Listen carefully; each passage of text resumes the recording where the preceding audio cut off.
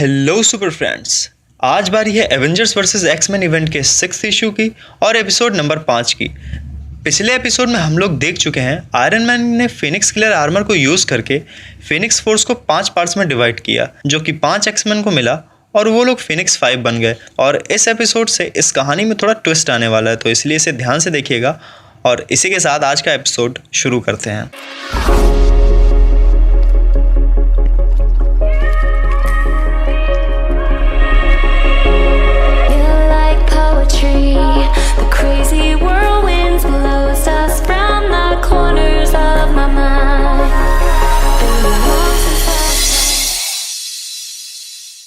ये कहानी 10 दिन बाद की है। यूटोपिया में मैग्नेटो खड़ा है और किसी का इंतज़ार कर रहा है, और तभी एक प्लेन आकर वहाँ रुकता है और उसमें से निकलते हैं प्रोफेसर एक्स यानी कि चार्ल्स जेवियर, और वो मैग्नेटो को हेलो बोलते हैं। तो मैग्नेटो कहता है, आओ चार्ल्स, मैं तुम्हारा इंतज़ार कर रहा था, आओ तुम्हारा यूटोपिया में स्वागत है। तो चार्ल्स कहते हैं, टीवी पर देखने पर यह सब काफ़ी नॉर्मल लग रहा था, लेकिन असली में तो काफ़ी बड़ा है। तो मैग्नेटो कहते हैं, हाँ काफ़ी शानदार है, यही होता है जब ग्रेटेस्ट लोग कुछ बनाते हैं। ऐसा लगता है हम उनको अपना बच्चा ही समझते रह गए और ये लोग तो हमसे भी आगे निकल गए। तो प्रोफेसर कहते हैं, पर मुझे तो अभी भी ये बच्चे ही लगते हैं। तो मैग्नेटो कहता है, तुम्हें नहीं लगना चाहिए क्योंकि ये काफ़ी बदल गए हैं।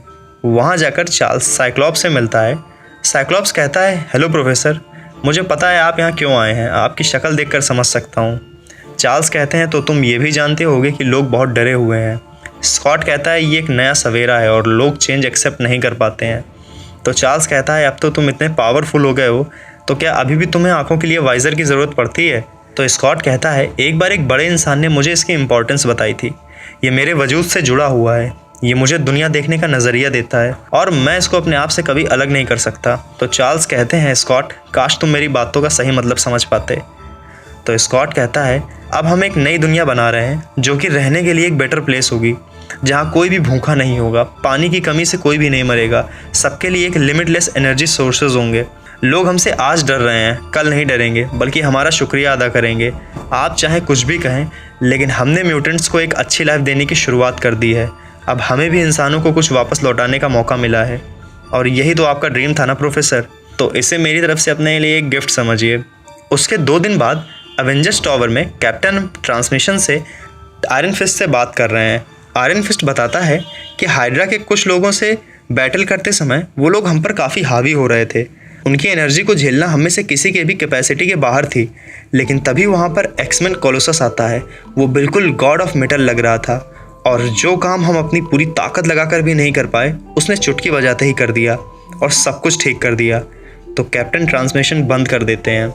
इसके बाद कैप्टन उस रूम में जाते हैं जहां लोगन, टोनी स्टार्क, ब्लैक पैंथर और बीस्ट कुछ एनालिसिस कर रहे थे।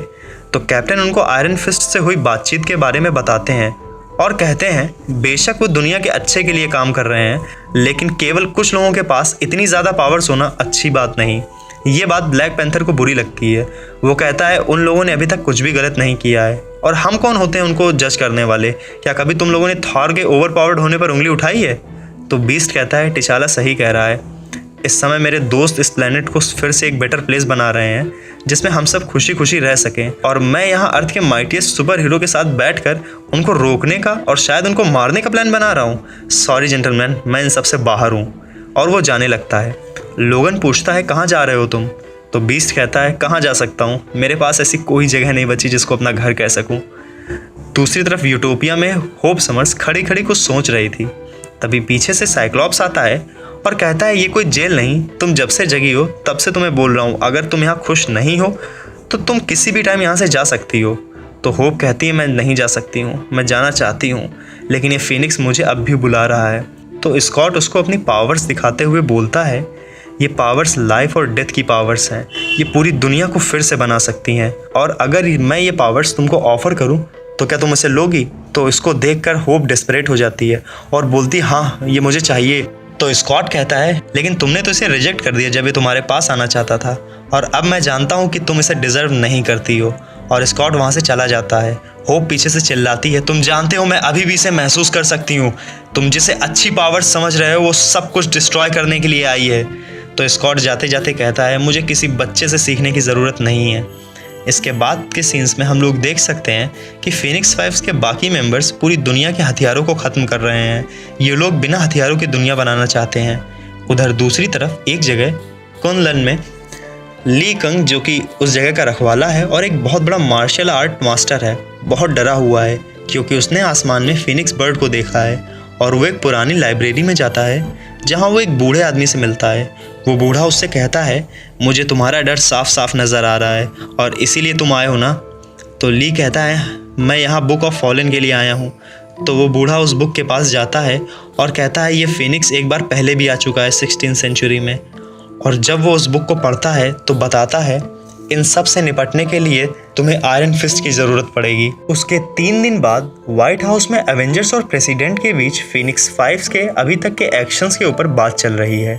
टिचाला प्रेसिडेंट को बताता है कि फीनिक्स फाइव ने यूएन में डिक्लेयर किया वो इस दुनिया को खाने के लिए खाना, पीने के लिए पानी देंगे और सबकी ज़िंदगियां बेहतर करेंगे और अब इस दुनिया में कोई भी जंग नहीं करेगा, नहीं तो उसको हमारा सामना करना पड़ेगा। टिचाला फीनिक्स फाइव के इस मूवमेंट से खुश था, लेकिन प्रेसिडेंट और बाकी एवेंजर्स का कहना था बेशक वो अच्छे काम कर रहे हैं, लेकिन उनको अपने कामों का किसी को जवाब नहीं देना होता है और हो सकता है आगे चलकर उनका मन बदल जाए, तो फिर हम लोग क्या कर सकते हैं। इसके बाद के सीन में कोई सपना देख रहा है और उसके सपने में फीनिक्स फोर्स ने एवेंजर्स को जलाकर राख कर दिया है और जैसे ही उसकी आँख खुलती है तो पता चलता है वो वैंडा मैक्सिमॉफ यानी कि स्कारलेट विच है और वो कहती है अब यही होने वाला है। उधर एवेंजर्स एक्समैन पर अटैक करने का प्लान बना रहे हैं। टोनी ने कुछ आर्मर्स बनाए हैं जिनकी हेल्प से ये लोग एक्समैन का सामना थोड़ी देर तक कर पाएंगे, लेकिन इन सब लड़ाई से ब्लैक पैंथर अपने आप को अलग रखना चाहता है और उसके बाद एवेंजर्स उन पर अटैक करने के लिए निकल पड़ते हैं और उन लोगों ने एक खास आर्मर भी पहन रखा है जो टोनी ने बनाए हैं और एक्समैन जहां आराम कर रहे हैं और अपना काम कर रहे हैं वहां पर अचानक से एवेंजर्स की टीम आ धमकती है और एक्समैन भी उनके इस अटैक का जवाब देने के लिए तैयार हैं। और तभी साइक्लॉप्स वहां आ जाता है और एक ब्लास्ट करता है जिससे कैप्टन अमेरिका दूर गिरते हैं। इसके बाद एमा फ्रॉस्ट एक मैसिव एनर्जी बर्स्ट करती है तो आयरन फिस्ट बीच में आता है और अपने टीममेट्स को बचाता है और उस ब्लास्ट का उन पर कोई भी असर नहीं होता है क्योंकि वो एक एनर्जी शील्ड से प्रोटेक्टेड थे जिसको शिंग शैंग बोलते हैं। लेकिन साइक्लॉप्स दोबारा अटैक करता है और उनका प्रोटेक्शन तोड़ देता है। तभी वहाँ पे थॉर आता है और उन पर अटैक करता है, लेकिन साइक्लॉप्स कहता है लाइफ और डेथ पर मेरा पूरा कंट्रोल है और तुम मुझे इस लाइटनिंग से डरा रहे हो। और दोनों तरफ से धमाके होने लगते हैं, चीखें निकलने लगती हैं, लेकिन तभी सब शांत हो जाते हैं और देखते हैं वहाँ पे स्कारलेट विच आ गई है। अपने पीछे होप को करके वो बोलती है, ये सब बंद करो स्कॉट, मुझे पता है ये सब कहाँ ख़त्म होने वाला है। स्कॉट कहता है ये लोग मेरे पास आए हैं, हम उनके पास नहीं गए। तो वेंडा बोलती हैं लेकिन अब ये लोग मेरे साथ जा रहे हैं और होप कहती है मैं भी जा रही हूँ। तो स्कॉट उसको डांटता है, बिल्कुल नहीं। होप कहती है तुम ही ने कहा था मैं कभी भी जा सकती हूँ और मैं तो स्कारलेट के साथ जा रही हूँ, ना कि एवेंजर्स के साथ। साइक्लॉप्स उन्हें रोकने की कोशिश करता है लेकिन स्कारलेट विच सबको लेकर वहाँ से टेलीपोर्ट हो जाती है। स्कॉट कहता है हर बार ऐसा होता है, हम यहाँ पूरी दुनिया में खुशहाली लाने की कोशिश कर रहे हैं और ये इंसान अपने हीरोज़ को भेज देते हैं। इनकी हिम्मत बढ़ती ही जा रही है। इंसानों ने हमेशा से ही म्यूटेंट्स से नफरत की है, लेकिन अब नहीं, मैं इनके हीरोज़ को इनसे छीन लूँगा, मैं मार डालूँगा सारे एवेंजर्स को। और उसके हाथ में कैप्टन अमेरिका का टूटा हुआ हेलमेट है और दिल में सिर्फ नफरत।